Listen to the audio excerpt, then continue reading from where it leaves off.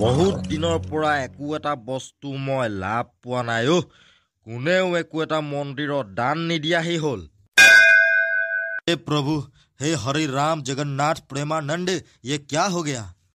ইমান বছৰ বছৰ ধৰি মই আপোনাৰ মন্দিৰতে আছিলো পূজাৰী হৈ। আজিলৈকে মই কেতিয়াও নিজৰ কথাই নেভাবিলো, কিন্তু মই এতিয়া ভাবিছো কোনোবাই যদি কিবা ভাল বস্তু দান দিয়ে সেইটো মই নিজৰ বাবে ব্যৱহাৰ কৰিম। হেই আলক ধনীৰাম পূজাৰী, আজি মই ভগৱানৰ ওচৰত দিবলৈ অলপ সৰু সুৰা দান লৈ আহিছো। দিয়ক দিয়ক, ভগৱানক আপুনি যিমানেই দিব তাৰ আপুনি দুগুণ ফল পাব। এয়া সোণৰ মুদ্ৰা নেকি? আৰু সেই টোপোলাটোত কি আনিছে?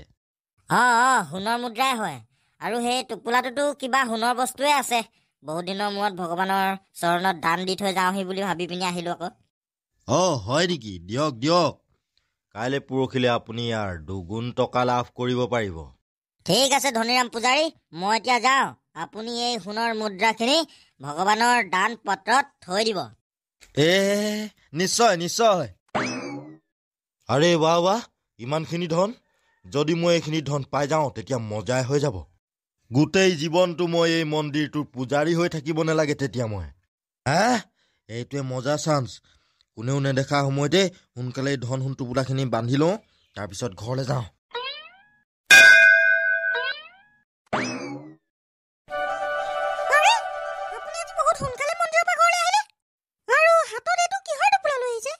আৰে সাবিত্ৰী, এইটো চোৱা, আজি মই আমাৰ কাৰণে কিমান ধন সোণ লৈ আহিছো।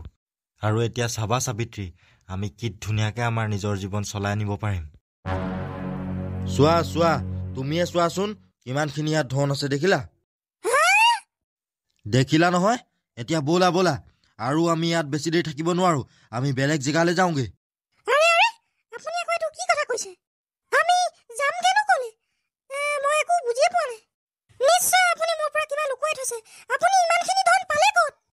আৰে সাবিত্ৰী, মই যিমানটো কৈছো সিমানটো কৰা মুঠতে।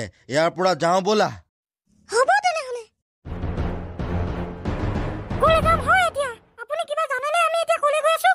ব'লা গৈ থাকা, এইবোৰ লাখ টকা বস্তু আছে মোৰ ওচৰত, আমি ক'ৰবাত হ'লেও নিজৰ ঘৰ বনাই ল'ম। সেইটোচোন এটা জুপুৰি। মজা, বঢ়িয়া বঢ়িয়া, ব'লা আজি ৰাতিটো আমি সেই জুপুৰিটোতে কটাবগে লাগিব। আৰু কাইলৈ ৰাতিপুৱা হ'লেই আমি ইয়াৰ পৰা বেলেগ জেগালৈ যাম। ঠিক আছে, আপোনাৰ যি মৰ্জি, বলক বলক।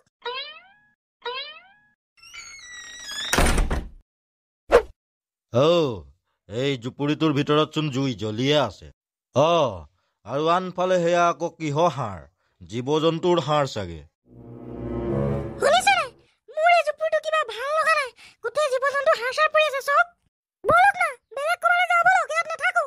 আৰে সাবিত্ৰী, ভাবি চোৱা না, ইমান ৰাতি এতিয়া আমি ইয়াৰ পৰা কলে যামগে? আৰু ভগৱানে নকৰক আমাৰ ধন সোণখিনি যদি কোনোবাই কাঢ়ি লয় তেতিয়া কি হ'ব? নহয় নহয়, আজি ৰাতিটো আমি যেন তেন ইয়াতে কটাব লাগিব।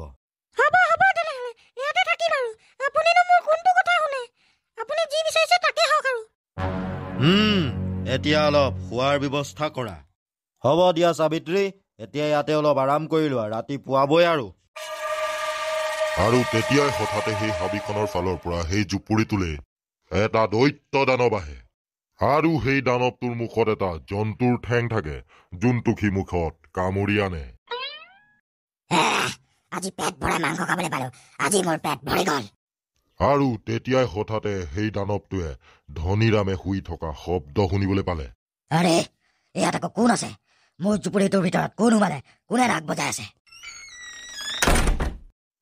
আৰু তেতিয়া সেই দানৱটোৱে দেখি পায় যে তাৰ জুপুৰিটোত পূজাৰী আৰু তাৰ পত্নীয়ে ধুনীয়াকে টোপনি মাৰি আছে। আৰে ৱাহ, অৱশেষত মোৰ কাৰণে নিজে নিজে নতুন নতুন ভোজন আহি গ'ল মোৰ জুপুৰিটোলে। বহুত দিন হৈ গ'ল মই মানুহৰ মাংস নোখোৱা, আজি মতা আৰু মাইকী দুইটাৰে মাংস খাবলৈ পাম। আৰু তেতিয়াই ধনীৰাম আৰু সাবিত্ৰীৰ চকু মেল খাই যায়। কোন হয় সাবিত্ৰী? কি হয় এইটো? মই এতিয়া তহঁতক খাই পেলাম। আজি মোৰ পেটটোৱে ধুনীয়াকে পেট ভৰাই খাবলৈ পাব। মই এটা নৰভক্ষী দানৱ, মানুহৰ মাংস খাই মই বহুত ভাল পাওঁ। আৰে আমাক যাবলৈ দে, আমাক একো নকৰিবি আমি গম নাপাইছিলোঁ এইটো তোৰ জুপুৰি বুলি আমাক আজি ৰাতিটো কটাবৰ বাবে জেগা এডোখৰ লাগিছিলে সেইবাবে আমি এই জুপুৰিটোলৈ আহিলোঁ যাবলৈ দে আমাক একো নকৰিবি মই এটা মন্দিৰৰ পূজাৰী হয় আৰু সম্পূৰ্ণৰূপে মই এটা মাছ মাংস নোখোৱা মানুহ হয় আৰু এনেকুৱাত তই আমাক খাই একদম ভাল নেপাবি আমাৰ মাংসবোৰ টেষ্ট নেপাবি সেইবাবেহে কৈছোঁ যাবলৈ দে আমাক কি ক'লি তহঁতি মাছ মাংস একেবাৰে নাখাওঁ নেকি তেনেহ'লে মইচোন তহঁতৰ মাংস খাই একোৱেই টেষ্ট নাপাম এই তেনেহ'লে মই তহঁতক কিয় খাম নেখাওঁ তহঁতক মই কিন্তু তাৰ সলনি তহঁতি মোক মাংস আনি দিবগৈ লাগিব হাবিৰ পৰা গৈ যা এতিয়া সোনকালে তহঁতি হাবিলৈ যা আৰু গৈ পিনি বোলে মাংস আন মোৰ ভোক লাগিছে যা নহ'লে কিন্তু মই তহঁতকে খাম এতিয়া ঠিক আছে আমি দুটা এতিয়া হাবিলৈ যাওঁ আৰু তোৰ বাবে যিকোনো জীৱ জন্তুৰ মাংস আনি দিম নহ'ব অকল তই যাবি হাবিলে যদি তই কেনেবাকে মাংস লৈ আকৌ ইয়ালৈ ঘূৰি নাহগে তেতিয়া তোৰ পত্নী থাকিব লাগিব মোৰ লগত এই জুপুৰিটোত আৰু যদি তই সোনকালে মোলে মাংস লৈ ঘূৰি নাহগে তেতিয়া কিন্তু মই তোৰ পত্নীকে খাই পেলাম বুজিলি নহয় এতিয়া যা ইয়াৰ পৰা সোনকালে আৰে দানৱ তই এইবোৰ কি কথা কৈছ তই মোৰ পত্নীক কেতিয়াও নাখাবি মই এতিয়াই গৈ তোৰ কাৰণে হাবিৰ পৰা মাংস লৈ আহিম মইতো আপোনাক প্ৰথমতে কৈছিলো এই জুপুৰিটো ভাল নহয় বুলি কিন্তু আপোনাৰ টকাৰ লালসাই আমাক আজি ইমান ডাঙৰ বিপদত পেলাই দিলে এতিয়া হ'ব আপুনি সোনকালে গৈ ইয়াৰ কাৰণে মাংস লৈ আনক নহ'লে ই মোকে খাই পেলাম কৈছে নহয় সাবিত্ৰী তুমি চিন্তা নকৰিবা মই কোনোবা এটা জীৱ জন্তুৰ মাংস লৈ সোনকালে আহিম ইয়ালে কি যে ভুল কৰিলো ঐ মই কি জেঙত ফচিলো সোনকালে এতিয়া মই জীৱ জন্তুক বিচাৰিব লাগিব আৰু জীৱ জন্তু পালেও মই মাৰিম কেনেকে এতিয়া ৰাতিখন আৰু হাবিখনৰ ভিতৰলৈ অলপ আগলৈ যাওঁতে সি দেখি পায় যে তাত এটা শহাপহু মৰি পৰি আছে আৰে ইয়াত চোন এটা শহাপহু মৰি পৰি আছে মই এটা কাম কৰোঁ এই শহাপহুটোকেই মই সেই নৰভক্ষী দানৱটোৰ ওচৰলৈ লৈ যাওঁ আৰু তাৰ পিছত সি মৰি থকা শহাপহুটো কোলাত লৈ সেই জুপুৰিটোৰ ফালে আহিবলৈ লয়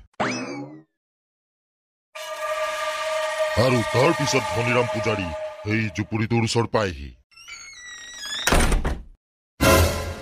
তাৰ পিছত সি সোমাই দেখিবলৈ পায় যে তাৰ পত্নীৰ ডিঙিটো আৰু এখন হাত মাটিত পৰি আছে আৰু এখন হাত সেই দানৱটোৱে মুখে কামুৰি আছে আৰু তাৰ পিছত সেই দানৱটোৱে মজাকে সাবিত্ৰীৰ শৰীৰটো আকুৰি খাই আছিলে এইবিলাক দেখি ধনীৰাম কঁপিবলৈ ধৰে আৰু জোৰকে কান্দিবলৈ ধৰে চালা হৰমজাদা নৰভক্ষী তই কি কৰিলি এইবোৰ তই মোৰ পত্নীকে খাই পেলালি আৰে মইতো তই কোৱাৰ বাবে হাবিলে গৈ তোলে মাংস আনিছিলোগে তই অলপো ধৈৰ্য ধৰিব নোৱাৰিলি নে নৰভক্ষী তই মোৰ পত্নীকে খাই পেলালি আৰে তোৰ আহোঁতে ইমান দেৰি কেনেকে হ'ল মই মোৰ ভোকটোক ৰখাব নোৱাৰিলো সেইবাবেহে মই তোৰ পত্নীকে খাই পেলালো এইবোৰ মই কি কৰি ললো সাবিত্ৰী তুমি মোক ক্ষমা কৰি দিবা মই তোমাৰ প্ৰাণ ৰক্ষা কৰিব নোৱাৰিলো কি যে কৰি পেলালো মই যদি মই মন্দিৰৰ পৰা টকা নললোহেঁতেন আৰু আমি ইয়ালৈ আজি আহিবও লগা নহ'লহেঁতেন আৰু তোমাক এনেকে নেখালেওহেঁতেন মোৰ লোভটোৱে কি কৰি পেলালে আজি মোৰ কাৰণে ইমানেই ভোজন কাপি আছে মই এতিয়া পেট ভৰি গ'ল এতিয়া মই অলপ আৰাম কৰি লওঁ আৰু তাৰ পিছত সেই দানৱটোৱে তাতেই অলপ আৰাম কৰিবলৈ ললে আৰু আনফালে ধনীৰামে তাৰ পত্নীৰ হাড়কিডাল হাতত লৈ হাবিখনৰ ফালে ওলাই আহে ধনীৰামে সাবিত্ৰীৰ হাড়ডাল হাতত লৈ হাবিৰ ফালে আহি থাকোঁতেই এজোপা ডাঙৰ গছ দেখে আৰু সেই গছজোপাৰ তলতে অলপ বহি দিয়ে মোৰ লালসাই তোমাৰ জীৱনটোকে কাঢ়ি ললে মাফ কৰি দিবা মোক সাবিত্ৰী হে প্ৰভু মোক ক্ষমা কৰি দিব আৰু তেতিয়াই হঠাতে ধনীৰামে কান্দি থকা শব্দ শুনি সেই গছজোপাৰ ওপৰৰ পৰা এজনী ঈগল চৰাই মাত লগায় কি হল তোৰ তই কেলে কান্দি আছ এইটো মোৰ শুৱাৰ সময় হয় কিন্তু তই মোৰ টোপনি ভাঙি দিছ আৰু তেতিয়াই ধনীৰামে সেই ঈগলজনীক দেখি অলপ ভয় খাই যায় সেই ভয়ানক নৰভক্ষী দানৱটোৱে মোৰ পত্নীক খাই পেলালে এতিয়া মই কি কৰিম মোৰ মৰমৰ পত্নীয়ে মোক এৰি থৈ গুচি গ'ল আৰু এতিয়ানো মই অকলশৰে থাকি কি কৰিম ময়ো সেইবাবে মৰি থাকিম বুলিয়ে ভাবি আছো মই নিজেই গৈ এতিয়া সেই দানৱটোৰ ওচৰত পৰি দিমগে মোক খা বুলি হয় নেকি এই ভয়ানক নৰভক্ষী দানৱটোৱে তোৰ পত্নীকো খালে নেকি এই নৰভক্ষীটোৰ এইখন হাবিত দিনে দিনে উৎপাত বাঢ়িয়ে যাবলৈ ধৰিছে সি আমাৰ জীৱ জন্তু সকলোবিলাকক ধৰি খাই পেলায় সেইবাবে এইখন হাবিত এটাও জীৱ জন্তু নোহোৱা হৈ গৈছে সেইটো এটা ভয়ানক নৰভক্ষী হয় কিন্তু মই এই কামটোত তোক সহায় কৰিব পাৰো। তোৰ পত্নী আকৌ জীৱিত হৈ যাব। আৰু ধনীৰামে সেই ইগলজনীৰ কথা শুনাৰ লগে লগে মনটোত অলপ ভাল লাগে। কি সঁচাকে? তই সঁচাকে কৈছ নেকি? মোৰ পত্নী আকৌ জীৱিত হৈ যাব পাৰে নেকি? মোৰ নাম ইগল ৰাজ। মোৰ ওচৰত দৈবিক শক্তি আছে আৰু সেইবাবে সেই নৰভক্ষীটোৱে মোক আজিলৈকে একোৱেই কৰিব পৰা নাই। তই তোৰ পত্নীক জীৱিত কৰিব পৰা মাত্ৰ এটাহে উপায় আছে, যাৰ ফলত তই নিজৰ পত্নীক আকৌ ঘূৰাই আনিব পাৰিবি। কিন্তু সেই ৰাস্তাটো বহুত কঠিন হ'ব। ইগল ৰাজ, কি হয় এই কঠিন ৰাস্তাটো? আপুনি কওক মুঠতে মোক। মই মোৰ পত্নীক জীৱিত কৰিবলৈ কঠোৰতকৈ কঠোৰ ৰাস্তাত যাবলৈ ৰেডি আছো। এই হাবিখনৰ ইটো মূৰত এটা ডাঙৰ গুহা আছে, য'ত এজন মহান ডাঙৰ ঋষিমুনি দেৱৰাজে তপস্যা কৰে। তই দেৱৰাজক লগ কৰিবগে লাগিব। দেৱৰাজেই তোৰ পত্নীক জীৱিত কৰিব পৰা ৰাস্তা দেখুৱাব। কিন্তু দেৱৰাজ ঋষিমুনিয়ে কেতিয়াও ইমান সহজতে কোনো মানুহক তাৰ গুহাটোৰ ভিতৰলৈ যাবলৈ অনুমতি নিদিয়ে। তই দেৱৰাজক লগ কৰিবলৈ হলে বহুত ধৰণৰ সমস্যা সমাধান কৰি কৰি যাব লাগিব। ইগল ৰাজ, মই সেই গুহাটোৰ ভিতৰত মহান ঋষিমুনি দেৱৰাজৰ ওচৰলৈ নিশ্চয় যাম, লাগিলে মই যিমানেই ডাঙৰ সমস্যাৰ সন্মুখীন নহওঁ কিয়। আৰু তেতিয়াই হঠাতে ইগল ৰাজে তাক তাৰ এখন যাদুৰ পাখি দিয়ে। এইখন ল, মোৰ যাদুৰ পাখি এখন লৈ যা। আৰু তই যেতিয়া সেই গুহাটোৰ ভিতৰলৈ যাওঁতে ডাঙৰ সমস্যাৰ সন্মুখীন হবি, তেতিয়াতো মোৰ এই যাদুৰ পাখিখনে সহায় কৰিব। ধনীৰামে আৰু তাৰ পিছত ধনীৰামে গুহাটোৰ ফালে আহিবলৈ আৰম্ভ কৰে। আৰু তাৰ পিছত ধনীৰাম আহি সেই গুহাটোৰ মুখখনৰ ওচৰ পায়হি। এই গুহাটোৰ বিষয়ে কৈছিলে চাগে। যাওঁ মই সোনকালে গুহাটোৰ ভিতৰলৈ। আৰু গুহাটোৰ ভিতৰলৈ অলপ আহোঁতেই সি সন্মুখত এটা স্প্ৰিং ভূতক দেখি পায়। কোন হয় তই? কেলে মোৰ আগলৈ আহিছ? মোক দেৱৰাজ ঋষিমুনিৰ গুফালে তোৰ আহিবলৈ হিম্মত কেনেকে হল? মই তোক জীয়াই থাকিবলৈ নিদো। তই কি নাজানো নেকি যে ইয়ালে কোনো মানুহ আহিব নোৱাৰে? মোক এৰি দে, একো নকৰিবি। মই বহুত বিপদত আছো। মোক ইয়ালে ইগল ৰাজে পঠিয়াইছে। মই ঋষিমুনি দেৱৰাজক লগ পাবই লাগিব। মোক আগলৈ গুফালৈ যাবলৈ দিয়ক। আৰু তাৰ কথা শুনাৰ লগে লগে স্প্ৰিং ভূতটো অলপ পিছুৱাই আহে। ঠিক আছে, মই দেৱৰাজ ঋষিমুনিৰ ওচৰলৈ তোক যাবলৈ দিম, কিন্তু ইয়াৰ বাবে তই এটা ডাঙৰ সমস্যাৰ সন্মুখীন হব লাগিব।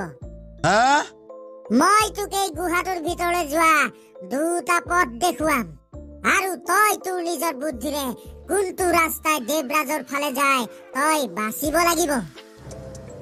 কিন্তু মনত ৰাখিবি, যদি কিন্তু তই ভুল পথটো বাছি ল, তেতিয়া কিন্তু তই কেতিয়াও দেৱৰাজ ঋষিমুনিক লগ নেপাবি। ঠিক আছে, আপোনাৰ কথাত মোৰ সন্মতি আছে। আৰু তাৰ পিছত সেই স্প্ৰিং ভূতটোৱে চকুৱেদি কিবা যাদু কৰে আৰু দুটা ৰাস্তা দেখুৱাই দিয়ে। এটা পথ একেবাৰে পোহৰ আৰু আনটো পথ একেবাৰে আন্ধাৰ, মাত্ৰ এডাল জুইহে জ্বলি আছে। আৰু ৰাস্তা দুটা দেখি ধনীৰামে অলপ ভাবিবলৈ আৰম্ভ কৰে। মই আন্ধাৰ ৰাস্তাটোৱেদি হৈয়ে যাম, কাৰণ আন্ধাৰৰ পাছতেই আকৌ মানুহৰ জীৱনলৈ পোহৰ ঘূৰি আহে।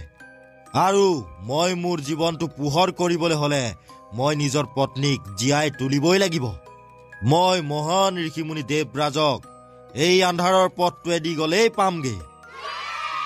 বহুত সুন্দৰ উত্তৰ দিলি তই। তোৰ ঠিকনা এই আন্ধাৰ ৰাস্তাটোৱেদি হৈ পিনিয়েই পোহৰলৈ গৈছে। তই এনেদৰে নিজৰ বুদ্ধি আৰু সাৱধানেৰে এই সমস্যাবিলাক সমাধান কৰি কৰিয়ে যাব লাগিব। ঠিক আছে, এতিয়া তই যা। আৰু তাৰ পিছত ধনীৰাম সেই আন্ধাৰ পথটোৱেদি গুচি যায়। আৰু তাৰ পিছত ধনীৰামে দেখে যে তাৰ সন্মুখত বহুত ডাঙৰ ডাঙৰ শিল দুটা আছে। এই প্ৰভু, এই গুহাটোৰ ভিতৰলৈ যোৱা ৰাস্তাকেইটাত দেখোন ডাঙৰ ডাঙৰ শিল পৰি আছে। এই শিলটোৰ পিছফালে চাগে দেৱৰাজ ঋষিমুনিৰ ওচৰলৈ যোৱা ৰাস্তাটো লুকাই আছে। তাৰ পিছত সি সেই শিলটো জোৰ জোৰকে ঠেলিবলৈ লয়, কিন্তু একো হিলাহিলিয়ে কৰিব নোৱাৰে। আৰু তেতিয়াই হঠাতে সেই শিলটোৰ পিছফালৰ পৰা কোনোবাই মাত লগায়। কোন হয় তই? আৰু কিয় তই এই শিলটো আঁতৰাবলৈ চেষ্টা কৰি আছ? তই কি নেজান? এই গুহাটো দেৱৰাজ ঋষিমুনিৰ গুহা হয়। এয়ালেই সকলো মানুহ অহাটো মানা কৰি থোৱা আছে। মই বহুত ডাঙৰ বিপদত আছো। মোক ঈগল ৰাজে পঠিয়াইছে ইয়ালে। মই মহান ঋষিমুনি দেৱৰাজক লগ কৰিবলৈ ইয়ালৈ আহিছো। তেওঁক লগ নকৰালৈকে মই ইয়াৰ পৰা কলেও নাযাওঁ। তোক ঈগল ৰাজে পঠিয়াইছে? সেইটো তই এতিয়া প্ৰমাণ কৰি দেখুৱাব লাগিব। তই এতিয়া মোৰ সমস্যা এটাৰ সন্মুখীন হ'ব লাগিব, আৰু তেতিয়াহে তই মোৰ এই শিলটোৰ ভিতৰলৈ সোমাব পাৰিবি। ঠিক আছে, কওক মই কি কৰিব লাগিব এতিয়া? তই এতিয়া শিলটো খুলিব পৰা চাবিটো ক'ত আছে তই নিজেই নিজৰ বুদ্ধি লগাই উলিয়াব লাগিব। আৰু তাৰ পিছত ধনীৰামে অলপ সময় চিন্তা কৰে, আৰু তাৰ পিছত সি দেখে যে সেই শিলটোৰ ওপৰত ঈগল ৰাজে দিয়া পাখিখনৰ দৰে এটা চিন ওলায়। আৰু সি তাৰ ওচৰত থকা পাখিখন লৈ, এই শিলটোত থকা পাখিখনৰ চিনটো চোন মোক দিয়া ঈগল ৰাজে পাখিখনৰ দৰে একদম একেই। তাৰ পিছত সি সেই পাখিখন সেই চিনটোত লগাই দিয়ে, আৰু তাৰ পিছত পাখিখন নিজেই নিজেই সেই শিলটোৰ ভিতৰত সোমাই যায়। আৰু তাৰ পিছত সেই ৰাস্তাটোৰ পৰা শিলটো আঁতৰি যায়। ধনীৰামে তাৰ পিছত সেই দৰ্জাখনেদি গুচি যায়। দেৱৰাজ ঋষিমুনিয়ে নিজৰ তপস্যাত লীন হৈ থাকে, আৰু তেওঁ ওমৰ জাপ কৰি থাকে। ওম ওম। এই মহান ঋষিমুনি দেৱৰাজ, চকু মেলক, আপোনাক মোৰ বহুত দৰকাৰ হৈছে। কোন হয় তই, আৰু কেলে আহিলি মোৰ এই গুহালে? মই ইয়াত তপস্যা কৰি থাকো আৰু ধ্যানত থাকো সদায়, সেইবাবে ইয়ালে যিকোনো মানুহ অহাটো মানা আছে। কিন্তু তই বহুত সমস্যাৰ সন্মুখীন হৈ হৈ মোৰ ওচৰলৈ আহিছ, সেইবাবে মই তোৰ নিশ্চয় সহায় কৰিম। গ এতিয়া মই তোক কেনেদৰে সহায় কৰিব পাৰো? মই এটা মন্দিৰৰ পূজাৰী আছিলো, কিন্তু এদিন মই মন্দিৰৰ পৰা ধন সোণবিলাক চুৰ কৰি আনি মোৰ পত্নীৰ লগত এই গুহাটোৰ ছাইডত থকা হাবিখনলৈ আহিলো। কিন্তু হঠাতে আমি এটা জুপুৰিৰ ভিতৰত নৰভক্ষী দানৱ এটাক লগ পালো, আৰু সি মোৰ পত্নীকেই খাই পেলালে। সেই নৰভক্ষী দানৱটোৱে হাবিত থকা এটা এটাকে সকলো জন্তুকে খাই পেলাইছে, আৰু মোৰ টকাৰ লালসাৰ বাবেই আজি মোৰ পত্নীৰ মৃত্যু হ'ল। আৰু সেইবাবে মই মোৰ পত্নীক আকৌ জীৱিত কৰিবলৈ আপোনাৰ ওচৰলৈ আহিলো। দুষ্ট মানুহ, তই তোৰ টকাৰ লালসাৰ বাবেই তোৰ নিজৰ পত্নীক হেৰুৱালি। মই এতিয়া তোক একো সহায় কৰিব। আৰু তেতিয়াই ধনীৰামে গৈ দেৱৰাজৰ ভৰিত ধৰি পৰি দিয়ে। নহয় নহয় দেৱৰাজ, আপুনি তেনেদৰে নকব মোক। আপুনি এজন মহান ঋষিমুনি হয়, মই জানো। মই টকাৰ লোভ কৰিব নালাগিছিলে ঋষিমুনি, সেইটো মই গম পাইছো। কিন্তু মই মোৰ পত্নীক এতিয়া জীৱিত কৰিব বিচাৰো। আপুনি মোক সহায় কৰক। ধনীৰামৰ এইবিলাক কথা শুনি দেৱৰাজে কয়, হ'ব তেনে ধনীৰাম, ঠিক আছে, মই তোৰ সহায় নিশ্চয় কৰিম। কিন্তু তাৰ আগত তই মোৰ দুটা প্ৰশ্নৰ উত্তৰ দিব লাগিব। যেতিয়াই তই মোৰ 2 নম্বৰ প্ৰশ্নটোৰ উত্তৰ ভালদৰে দিব পাৰিবি, তেতিয়াই তই সেইটো বস্তু পাবি যাৰ ফলত তই তোৰ পত্নীক পুনৰ জীৱিত কৰি তুলিব পাৰিবি, আৰু সেই নৰভক্ষী দানৱটোৰো বিনাশ মই দিয়া বস্তুটোৰ দ্বাৰাই কৰিব পাৰিবি। আৰু সেইবাবে তই তোৰ বুদ্ধি আৰু সাৱধানেৰে মোৰ প্ৰশ্ন দুটাৰ উত্তৰ দিব লাগিব। যদি কোনোবা এটা প্ৰশ্নৰ উত্তৰো যদি ভুল হয়, তোৰ মই সহায় নকৰো। নহয় নহয় দেৱৰাজ ঋষিমুনি, মই ইয়াৰ পৰা খালী হাতেৰে যাব নিবিচাৰো। মই আপোনাৰ 2টাৰ প্ৰশ্নৰে উত্তৰ ভালদৰে ভাবি চিন্তি দিম। তেনেহলে তই ক, তোৰ প্ৰথম প্ৰশ্নটো হ'ল, এইখন সংসাৰত মানুহৰ জীৱনত ভাগ্য ডাঙৰ নে বুদ্ধি? ধনীৰামে অলপ দেৰি ভাবে আৰু কয়, দেৱৰাজ, মানুহৰ জীৱনত আটাইতকৈ ডাঙৰ বস্তুটো হ'ল বুদ্ধি। কাৰণ বুদ্ধি এনেকুৱা এটা বস্তু হয় যোনটোক ভালদৰে ব্যৱহাৰ কৰিব পাৰিলে নিজৰ ভাগ্যকো সলনি কৰিব পাৰি। কিন্তু ভাগ্যই বুদ্ধিক সলনি কৰিব নোৱাৰে। কিন্তু বুদ্ধিত সেইটো গুণ আছে যোনটো গুণে ভাগ্যখনক ভালো কৰিব পাৰে আৰু বেয়াও কৰিব পাৰে। আৰু সেইবাবেই ভাগ্য আৰু বুদ্ধিৰ ভিতৰত বুদ্ধিয়েই শ্ৰেষ্ঠ। অতি উত্তম, তই বহুত সুন্দৰ প্ৰশ্ন উত্তৰ দিলি। মানুহে নিজৰ বুদ্ধিৰেই সকলো বস্তু নিজৰ কৰিব পাৰে ভাগ্যৰ ৰেখাডাল বুদ্ধিৰ ৰেখাৰ আগত সৰু হয় আৰু এতিয়া তই মোৰ 2 নম্বৰ প্ৰশ্নৰ উত্তৰ দিব লাগিব এই প্ৰশ্নটো তোৰ জীৱনৰ আটাইতকৈ ডাঙৰ প্ৰশ্ন আৰু বহুত কঠিনো যদি তই এই প্ৰশ্নটোৰ ভালদৰে উত্তৰ নিদিয় তেতিয়া তই ইয়াৰ পৰা খালী হাতে ঘূৰি যাব লাগিব তেনেহ'লে ক মোৰ দ্বিতীয় প্ৰশ্নটো এইখন সংসাৰত মানুহৰ জীৱনত ভোক পিয়াহ টোপনি আৰু আশা এইকেইটাৰ ভিতৰত শ্ৰেষ্ঠ কোনটো ধনীৰামে আকৌ চিন্তাত পৰি যায় আৰু ভাবিবলৈ লয় দেৱৰাজ আপোনাৰ 2 নম্বৰ প্ৰশ্নটোৰ উত্তৰ হ'ব আশা কাৰণ আশাৰ ওপৰতে এই পৃথিৱীখন চলি আছে দেৱৰাজ কাৰণ মানুহৰ জীৱনত আশাই হ'ল এনেকুৱা এটা বস্তু যোনে বহুত কষ্টৰ কাম হ'লেও কৰিবলৈ মানুহক সাহস দিয়ে মানুহৰ জীৱনত আশা এনেকুৱা এটা বস্তু হয় যোনটো আন্ধাৰ ৰুমতো পোহৰ দেখুৱাবলৈ সহায় কৰে আৰু মানুহটোক সেই আন্ধাৰ ৰুমত থাকিবলৈ শক্তি দিয়ে বাহ একদম সুন্দৰ উত্তৰ তোৰ এই 2 নম্বৰ প্ৰশ্নটোৰ উত্তৰো একদম মজা হৈছে তোক মোৰ বহুত ভাল লাগিলে তোৰ বুদ্ধিৰে মোৰ মন কাঢ়ি ললে আৰু সেইবাবে মই তোক এতিয়া নিশ্চয় সহায় কৰিব লাগিব আৰু তেতিয়াই দেৱৰাজে অমৃত সোমাই থকা এটা বটল তাক দিয়ে এয়া ল ইয়াত আছে অমৃত আৰু এই অমৃতে তোক সহায় কৰিব এই বটলটোৰ পৰা অলপ অমৃত উলিয়াই তই সেই নৰভক্ষীটোৰ চকুত ছটিয়াই দিবি আৰু এই বটলৰ কেইটোপালমান অমৃত তোৰ পত্নীৰ হাড়কিডালতো ছটিয়াই দিবি যাৰ ফলত তোৰ পত্নী আকৌ জীৱিত হৈ যাব আপোনালৈ বহুত বহুত ধন্যবাদ দেৱৰাজ ঋষিমুনি এতিয়া মই এই আপুনি দিয়া অমৃতেৰে মোৰ পত্নীক পুনৰ জীৱিত কৰি তুলিব পাৰিম আৰু সেই নৰভক্ষী দানৱটোক শেষো কৰিব পাৰিম যা তোৰ কল্যাণ হ'ব আৰু তাৰ পিছত ধনীৰামে হাঁহি হাঁহি সেই গুফাটোৰ পৰা বাহিৰলৈ আহে এতিয়া তই ক'ত যাবি নৰভক্ষী দানৱ তোৰ সময় খতম হ'ল তাৰ পিছত ধনীৰামে হাতত অমৃত লৈ সেইখন হাবিলৈকে আকৌ যায় যোনখন হাবিত সেই নৰভক্ষী দানৱটো থাকে আৰু তেতিয়াই হঠাতে ধনীৰামে তাৰ সন্মুখত এই নৰভক্ষী দানৱটোক দেখে আৰু তেতিয়া নৰভক্ষীটোৱে ধনীৰামৰ হাতত সেই অমৃতৰ বটলটো দেখি পালে আচ্ছা আচ্ছা তই দেৱৰাজ ঋষিমুনিৰ ওচৰৰ পৰা আহিছ ন সিয়ে চাগে মোক মাৰিব পৰা ৰাস্তাটো তোক দেখুৱালে কিন্তু মই এনেকুৱা হবলৈ দিম বুলি তই ভাবিছ নেকি মই এনেকুৱা কেতিয়াও হবলৈ নিদো মই তোৰ ওচৰলৈকেই নাযাওঁ তেতিয়াতো তই মোৰ চকুত অমৃত ছটিয়াব নোৱাৰিবি না আচ্ছা আচ্ছা তই মানে সকলো কথা আগতীয়াকৈ গম পাও নৰভক্ষী তোৰ আজি সময় শেষ হ'ল মই তোকো হুদাই নেৰো মই তোকো খাই পেলাম আৰু চাই থাকোতে নৰভক্ষীটোৱে জঁপিয়াই ধনীৰামৰ ডিঙিতে ধৰে আৰু তেতিয়াই হঠাতে ঈগলৰাজ ওলায় আৰু ঈগলৰাজে এইবিলাক দেখি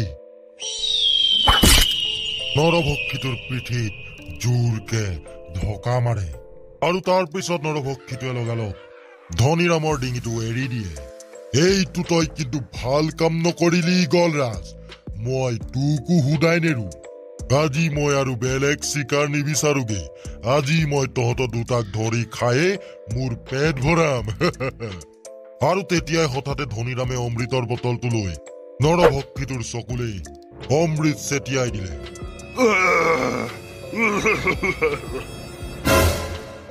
আৰু চাওঁতে জুই লাগি নৰভক্ষীটো তাতেই জ্বলি ভস্ম হৈ গল আৰু তাৰ পিছতে ঈগলৰাজ আৰু ধনীৰামৰ চকুত অলপ হাঁহি দেখিবলৈ পোৱা গল নৰভক্ষীটোক তই আজি শেষ কৰি দিলি সঁচাকে ধনীৰাম তই এটা বাহাদুৰ ওলালি এতিয়া যা ৰৈ নাথাকিবি তোৰ পত্নীৰ হাড়ডালত ইয়াৰ পৰা কেইটোপালমান অমৃত ঢালি দে আৰু তাৰ পিছত ধনীৰামে সেই বটলটোৰ পৰা অমৃত হাড়ডালত ছটিয়াই দিলে তাৰ পিছত তাৰ পত্নী আকৌ পুনৰ জীৱিত হৈ যায় আৰু নিজৰ পত্নীক আকৌ দেখি ধনীৰামে বহুত আনন্দিত হৈ পৰে অৱশেষত তুমি আকৌ জীৱিত হৈয়ে গলা সাবিত্ৰী তুমি মোৰ ওচৰলৈ পুনৰ ঘূৰি আহিলা মোৰ বাবে ইয়াতকে ডাঙৰ আৰু একো কথা নাই কিন্তু এইবিলাক কেনেকৈ হ'ল ন মোকতো সেই ভয়ানক নৰভক্ষী দানৱটোৱে খাই পেলাইছিলে আৰু তাৰ পিছত ধনীৰামে তাৰ পত্নীক সকলো কথা বুজাই ক'লে।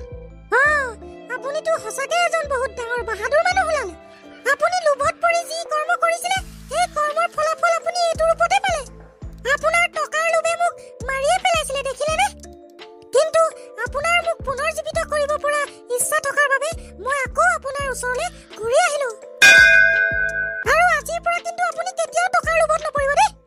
নহয় সাবিত্ৰী, মই গম পাই গলো যে লোভে মানুহক সদায় ধ্বংসৰ পথলৈহে লৈ যায়। এই তহঁত দুইটা সুখী থাক। আজি তোৰ বাবে হাবিখনত থকা সকলো জীৱ জন্তু প্ৰাণীয়ে এই নৰভক্ষী দানৱটোৰ পৰা মুক্তি পালে। ধন্যবাদ। আপোনালৈও বহুত বহুত ধন্যবাদ ঈগলৰাজ। আপোনাৰ সহায়ৰ অবিহনে এই কৰ্মটো সম্ভৱ নাছিল, আৰু আপোনাৰ বাবে আজি মই মোৰ পত্নীক আকৌ ঘূৰাই পালো। ধন্যবাদ আপোনালৈও।